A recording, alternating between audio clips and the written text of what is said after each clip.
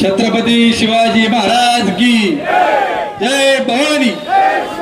छत्रपती संभाजी महाराज की शेतकरी एकजुटीचा विजय असो। शेतकरी एकजुटीचा सकाळी 11 वाजल्यापासून आपण सर्वजण समोर बसलेले शेतकरी बांधव, दूध उत्पादक, दूध घेणारे, व्यासपीठावर उपस्थित असणारे सर्व पक्षीय नेते मंडळी, ज्यांनी आपल्या भावना व्यक्त केल्या, ते ज्यांना आपल्या भावना व्यक्त करता आल्या नाहीत त्यांची देखील आम्ही दिलगिरी व्यक्त करतो। पत्रकार बंधू भगिनी, तरुण सहकारी मित्रांनो, की 12 ज्योतिर्लिंगापैकी एक असणाऱ्या श्री क्षेत्र भीमाशंकरची ही भूमी छत्रपती शिवरायांची, संत माऊलींची, तुकाराम महाराजांची, आणि या भूमीला ज्यावेळी भेसळयुक्त म्हणून आंबेगाव तालुका असेल, शिरूर असेल, जुन्नर असेल, खेड असेल, याचा उल्लेख राज्यामध्ये, देशामध्ये ज्यावेळी जातो त्यावेळी तुमची आमची मान ही शर्मेने त्या ठिकाणी खाली घालावं लागते। म्हणून एक उपदेशपर अभंग आहे, तुकाराम तुकाराम नाम घेता कापे यम।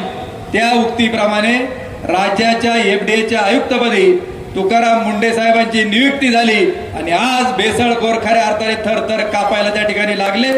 त्याबद्दल मी त्यांचा, राज्याचे मुख्यमंत्री देवेंद्रजी फडणवीस, उपमुख्यमंत्री एकनाथरावजी शिंदे साहेब, दुसऱ्या उपमुख्यमंत्री सुनीताताई पवार आणि सरकारचं मनापासून अभिनंदन यावेळेस दृष्टीनं करतो की तुम्ही खऱ्या अर्थानं TN शेषननी जसं निवडणुकीची आचारसंहिता काय असते तसं FDAचं डिपार्टमेंट काय करतं हे दाखवून दिलं।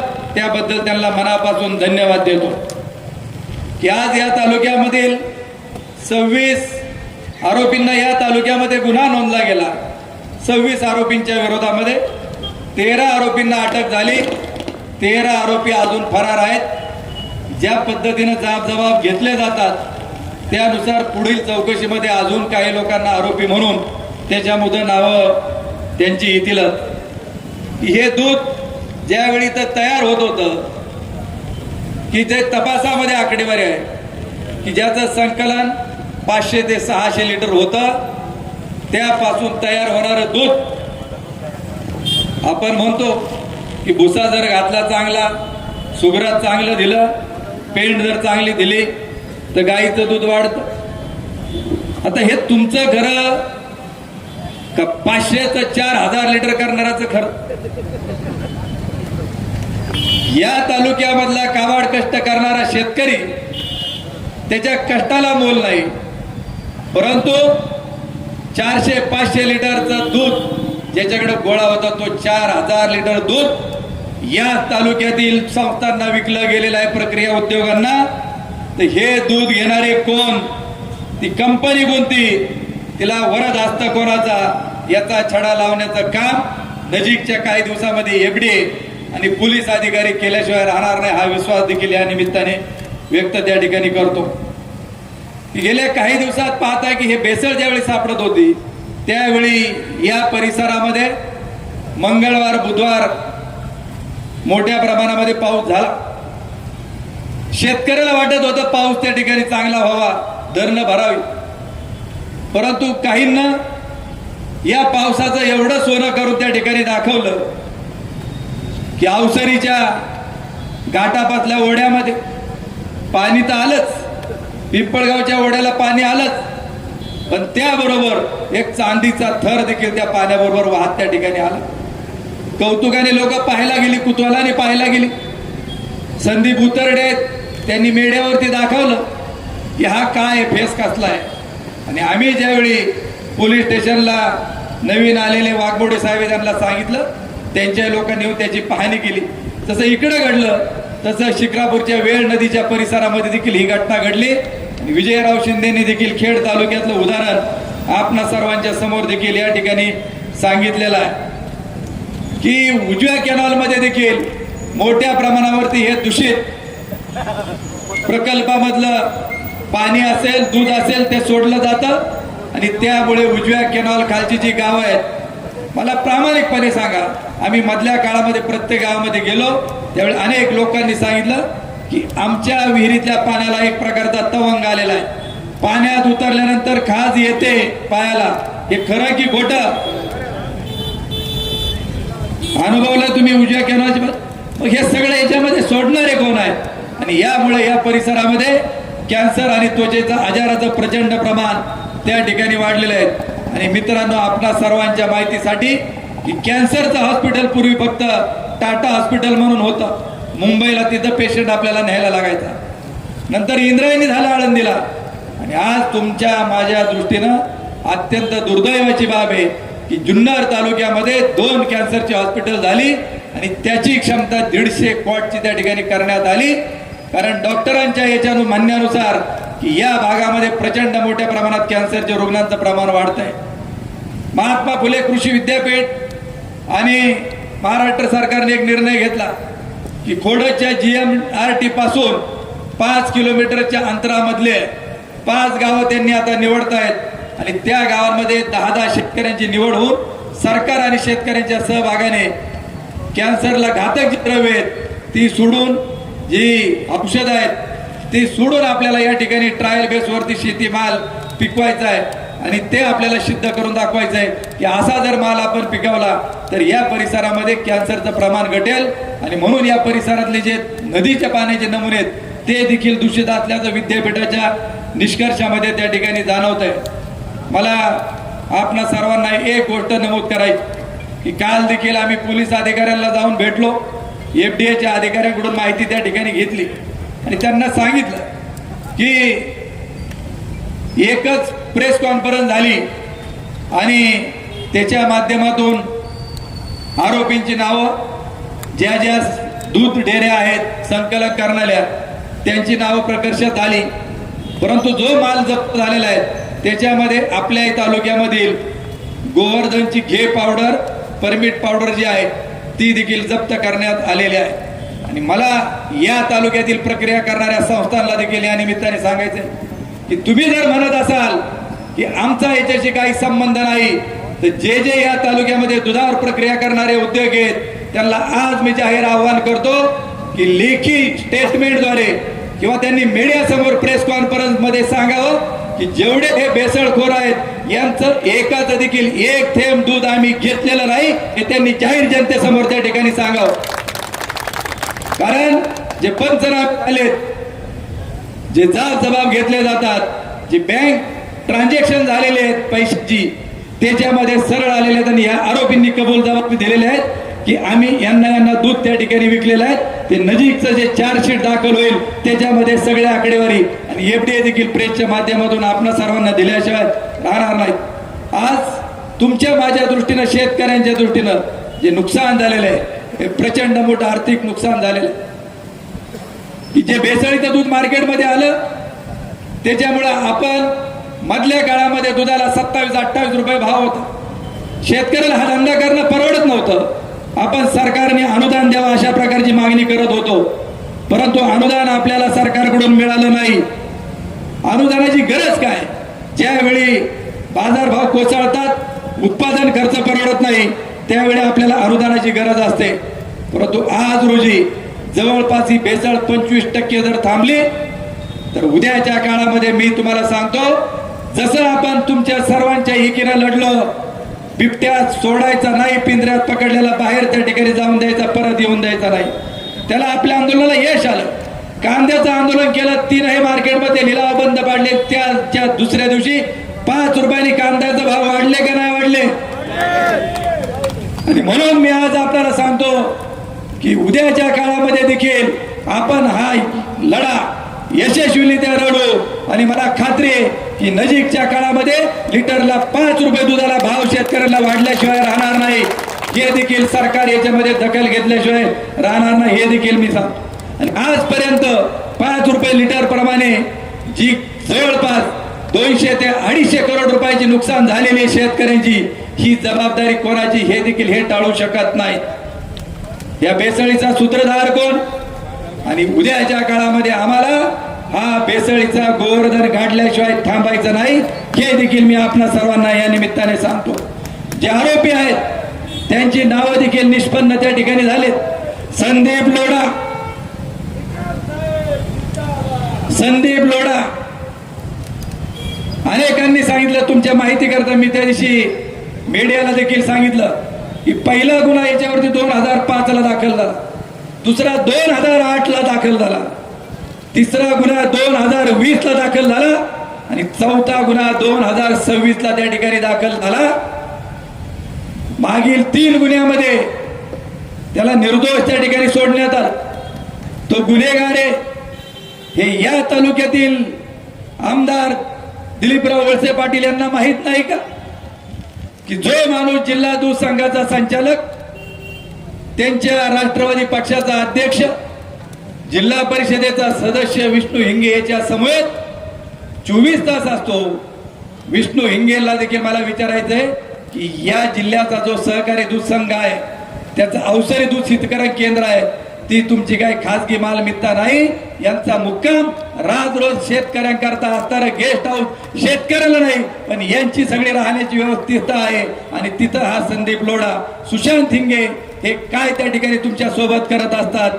तुमची गाडी देखील चालवायला तो त्या ठिकाणी असतो. याचे सीसीटीव्ही फुटेज देखील पोलीस आणि एफडीआयने त्या ठिकाणी घेतलेले आहेत. हे देखील त्यांना या निमित्ताने मी जाहीर सांगतो. हे ब्रॅकेट कसं आहे की हा माल घेतलेला सगळ्यात महत्वाचा गेला कुठं, हा आमचा सवाल त्यांना आहे. हे म्हणतात आमचा काही संबंध नाही. विष्णू हिंगे यांच्या पक्षाचा अध्यक्ष, त्याचप्रमाणे राजेंद्र सांडभोर आपल्याच मतदारसंघात त्यांची पत्नी पंचायत समितीला निवडून आलेले, शुभम वाढोंची बहीण पंचायत समितीला त्या ठिकाणी निवडून येते. पोंदेवाडी गावचा आता सोशल मीडियाला एकाने टाकले की म्हणले देवदत्त निगमने आपल्या गावाची बदनामी त्या ठिकाणी केली, पोंदेवाडी त्यांना एंट्री त्या ठिकाणी द्यायची नाही. कालच मी इरकरांच्या कुटुंबाला भेट देऊन आलो, आज दशक्रिया होती. तुम्ही पोंदेवाडीकर इथं बसलेले आहात की मला तुमच्या गावामध्ये येऊन द्यायचं नाही, तुम्हाला विष खायचंय का हा तालुका विषमुक्त करायचा आहे, हे या तालुक्याने ठरवलं पाहिजे. हे देखील मला या निमित्ताने सांगा. आणि आम्ही कोणाला घाबरत नाही. ज्या दिवशी आम्ही ठरवलं की जे काय व्हायचं असेल ते होईल, पण आपण गोरगरिबांकरता त्या ठिकाणी लढत राहायचंय.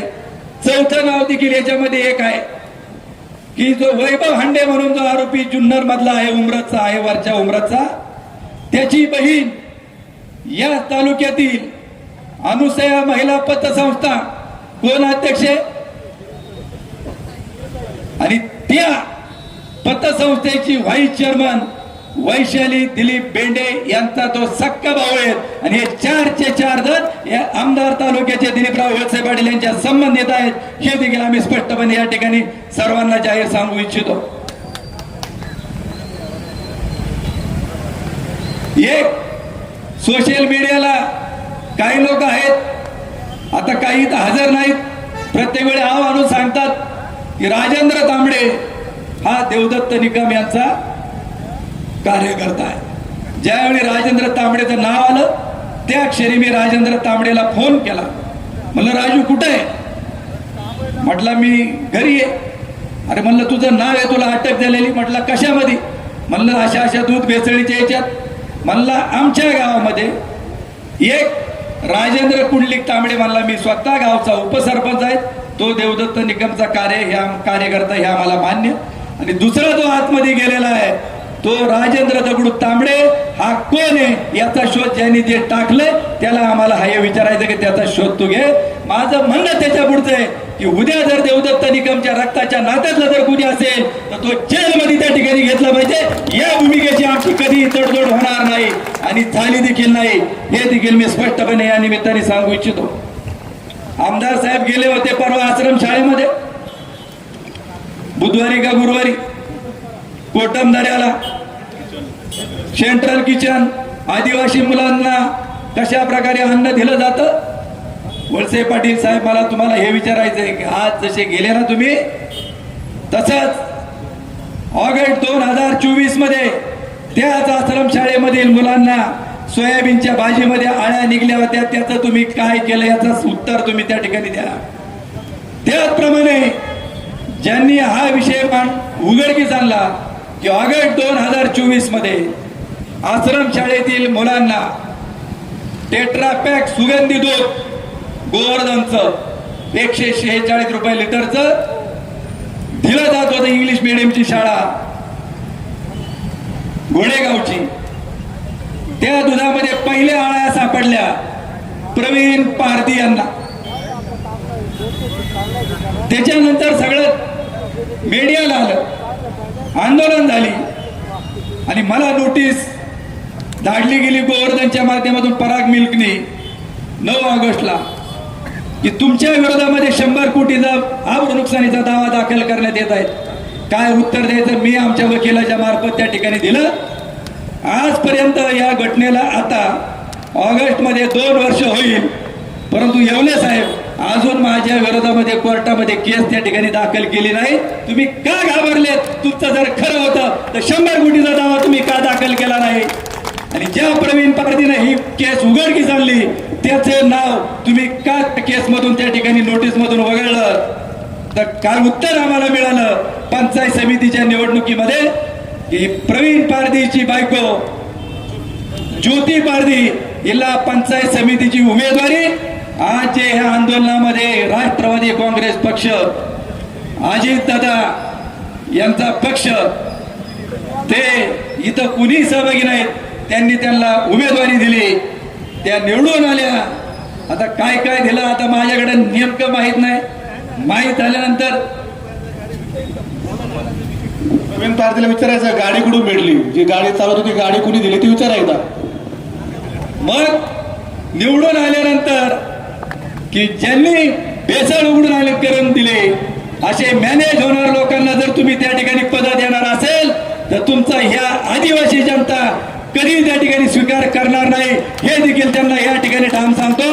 आणि ही तालुका ही भूमी आबो गिरूंची आहे, शहीदांची आहेत. काय होईल ते होईल, पण तालुक्यासाठी लढू, देशासाठी त्या ठिकाणी लढू हे देखील या निमित्ताने सांगू इच्छितो. आणि त्या प्रकरणाचं काय झालं याचं उत्तर देखील या तालुक्याच्या आमदारांनी दिलं पाहिजे. मला एक गोष्ट आवर्जून सांगायची की जे पोलिसने आता रेकॉर्ड केलेले आहेत, कोर्टाचे कागदपत्र सादर केलेत, या भेसळखोरांचं दूध ज्यावेळी सायबर डायनॅमिक्स डेअरीला यांनी द्यायचं ठरवलं, त्यांनी तपासलं आणि पत्र त्यांनी त्या ठिकाणी सायबर डायनॅमिक्सने दिलं की तुमच्या दुधामध्ये भेसळ आहे, आम्ही ते स्वीकारू शकत नाही. आणि तो पुरावा देखील पोलिसांनी हस्तगत केलेला आहे. त्या कंपनीचं देखील मी मनापासून अभिनंदन करतो. मग ह्या कंपन्यांनी का ते दूध स्वीकारलं हा आमचा त्यांना सवाल आहे. अरे आम्ही हिंदू आहोत का नाही? आपण हिंदू आहे, त्यांनी हात वर करा. मग जर आपण सगळे हिंदू आहोत, हिंदू मध्ये दुधाला पवित्र त्या ठिकाणी मानलं जातं. आमचा देव देवतांचा अभिषेक ज्यावेळी करायचा असतो तो दुधाने त्या ठिकाणी केला जातो.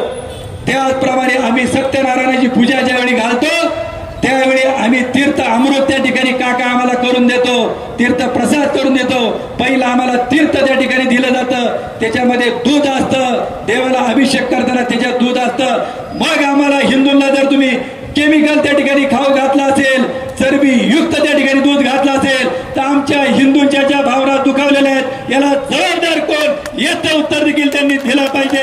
हा देखील आमचा त्यांना या निमित्ताने सवाल आहे. मी मनापासून अभिनंदन करतो की या विधानसभेच्या अधिवेशनात आमदार सुरेश अण्णा धस, योगेशजी टिळेकर, जितेंद्रजी आव्हाड, गोपीचंदजी पडळकर, पाचोरेचे आमदार पाटील, काय नाव त्यांचं, कैलासराव का काहीतरी, कैलास पाटील पाचोरेचे आमदार, आणि रोहित पवारांनी काल फेसबुक वरती किशोर पाटील या सर्वांनी ज्यावेळी आंबेगाव तालुक्याच्या भेसळीचा प्रश्न उपस्थित केला त्याबद्दल प्रश्न उपस्थित केल्याबद्दल त्यांचं मी मनापासून त्या निमित्ताने अभिनंदन करतो. आपण सर्वांनी टाळ्यांच्या गजरात त्यांचा. परंतु खेद एका गोष्टीचा त्या ठिकाणी आहे की ही विधिमंडळामध्ये चर्चा चालू असताना या तालुक्यातल्या आमदारांना देखील आपण सांगितलं होतं 7 तारखेला की तुम्ही विधिमंडळामध्ये याच्यावरती बोला. त्याचबरोबर एक पत्र राज्याचे मुख्यमंत्री आणि तुकारामजी मुंडे आयुक्त यांना द्या की याच्यामध्ये मुळाच्या चौकशी मुळापर्यंत करा. जे गुन्हे दोषी असतील त्यांच्यावरती गुन्हे दाखल करा आणि याचा आवाज मी विधिमंडळात उठवल. आणि या तालुक्याचा लोकप्रतिनिधी म्हणून आंबेगाव तालुक्याची जी बदनामी होत आहे ती सहन केली जाणार नाही. आणि म्हणून त्यांनी पत्र द्यावं. पण आजपर्यंत या विषयावरती ते एकदा सुद्धा त्या ठिकाणी बोलले नाहीत. त्याबद्दल त्यांचा मी जाहीर निषेध या ठिकाणी करतो. एक वाक्य फक्त मीडियाला त्या ठिकाणी सुरुवातीला बोलले, ते काय कोणी उत्तर देत? जे कोणी दोषी त्याच्यामध्ये असतील त्यांच्यावरती कारवाई करावी. आम्ही त्याच्यामध्ये अजिबात काय हस्तक्षेप त्या ठिकाणी करणार नाही.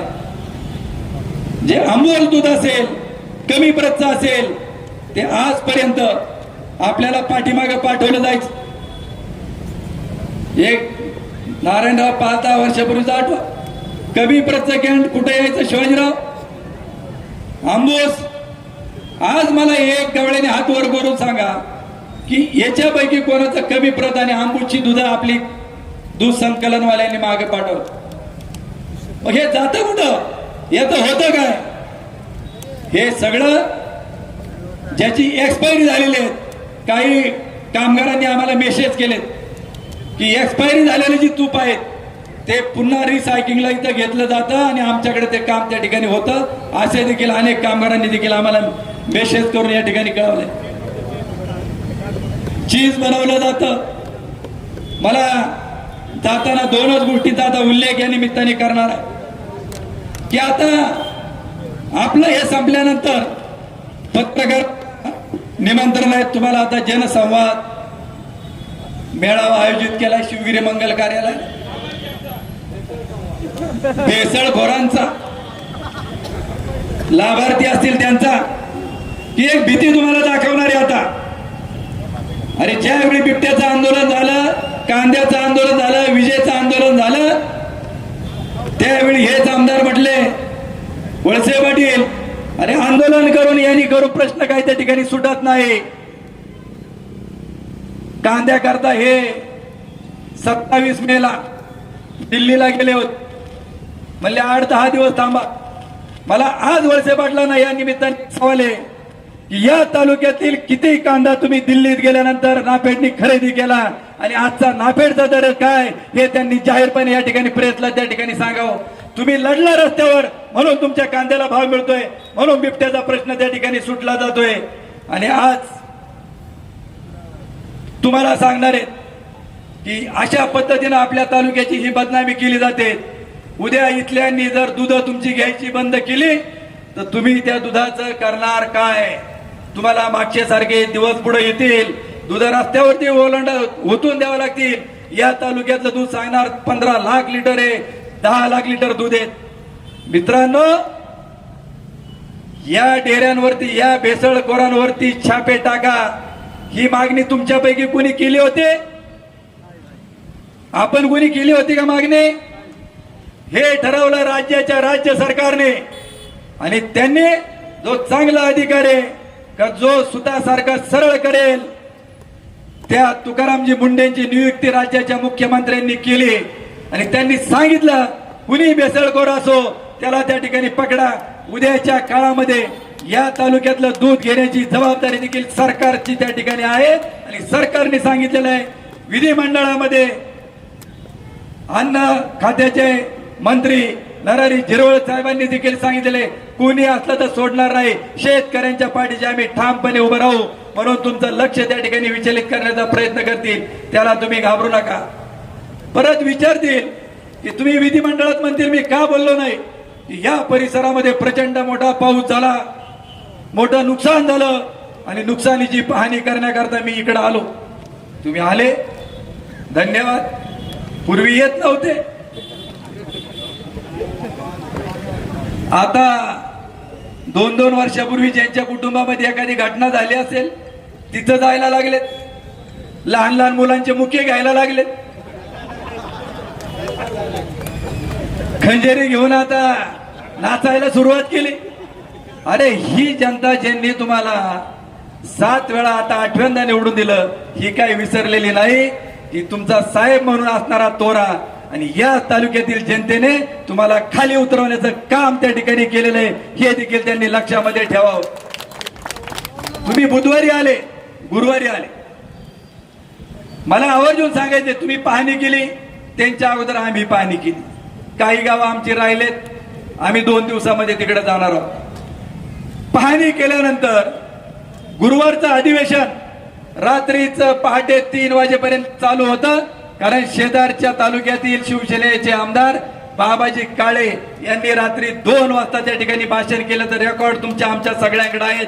मग इथली पाहणी केल्यानंतर इथल्या लोकांना जर कॅन्सर होणार असतील, इथले लोक जर मरणार असतील, तर भेसळीपासून हा तालुका मुक्त करण्याकरता तुम्ही त्या दिवशी हाऊसमध्ये का गेले नाहीत, शुक्रवारी का गेले नाहीत, हा देखील आमचा त्यांना सवाल आहे.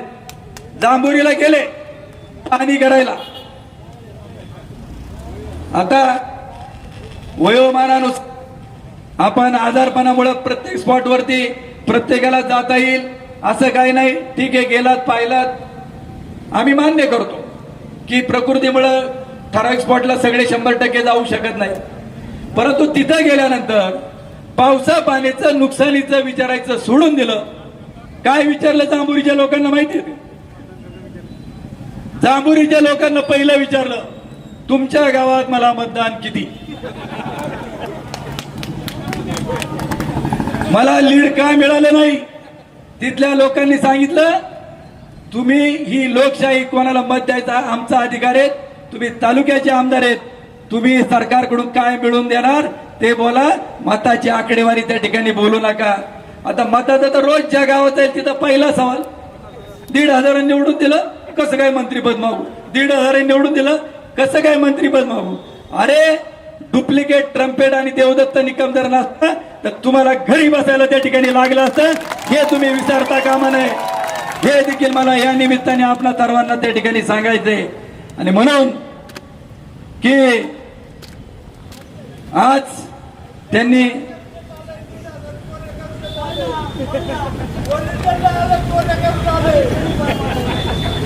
की ज्या पद्धतीनं तुकाराम मुंडे यांच्याकडं पूर्ण चार्ज हा दिलेला आहे, विधिमंडळात यांनी एक विषय मांडला तिथं की याच्या बरोबर म्हणजे अगोदर हे उघडकीस येण्याच्या अगोदर विधिमंडळात प्रश्न मांडला की एफडीए बरोबर तुकाराम मुंडे यांच्याकडं हाफकिनचं पूर्णपणे चौकशी करण्याचं पूर्ण काम त्यांच्याकडे त्या ठिकाणी सोपव.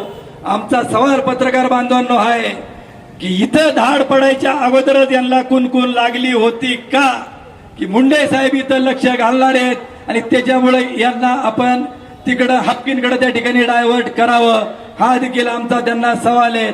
आणि जाता जाता एक 3 प्रश्न त्यांना या ठिकाणी विचारायचे की आजचा जनसंवाद आजच का, बिबट्यावरती का घेतला नाही आणि बिबट्यामध्ये आमच्या बरोबर आलेल्या गुन्हे का दाखल झाले नाहीत, कांद्यावरती तुम्ही रस्त्यावर का उतरले नाहीत. आणि त्याचबरोबर ज्यावेळी बीडचं प्रकरण झालं, संतोष देशमुख हत्या प्रकरण, तर त्यावेळी धनंजय मुंडेंना राजीनामा द्यावा लागला की नाही लागला. नाशिकचं अशोक खरात प्रकरण झालं, त्यांच्या अध्यक्षा रुपालीताई चाकणकरला राजीनामा दिला की नाही द्यावा लागला. आम्ही देखील या निमित्ताने सांगतो की आंबेगाव मंचरची झालेली जी बदनामी आहे याची नैतिक जबाबदारी स्वीकारून या तालुक्याचे आमदार दिलीप वळसे पाटील यांनी राजीनामा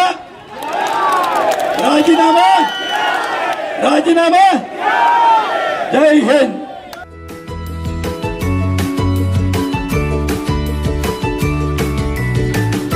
बातम्या शेतीच्या, बातम्या मातीच्या, बातम्या अन्यायाच्या, गुन्हेगारीच्या,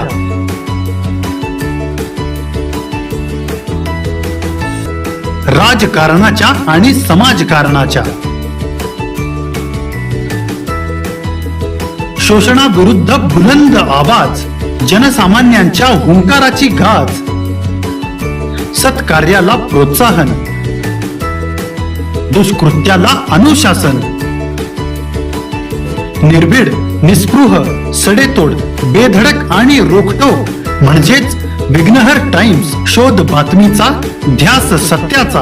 आपलं चॅनल, आपली बातमी.